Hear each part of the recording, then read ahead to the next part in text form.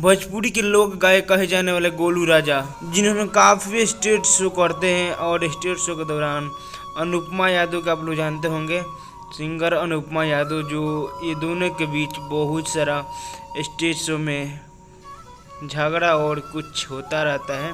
लेकिन ऐसा कोई बात नहीं है। अभी तो अनुपमा यादव गोलू राजा के साथ काम को नहीं कर रही है। गोलू राजा का कहना है कि अनुपमा यादव कभी प्रोग्राम नहीं करेगी, लेकिन ऐसा बिल्कुल नहीं है।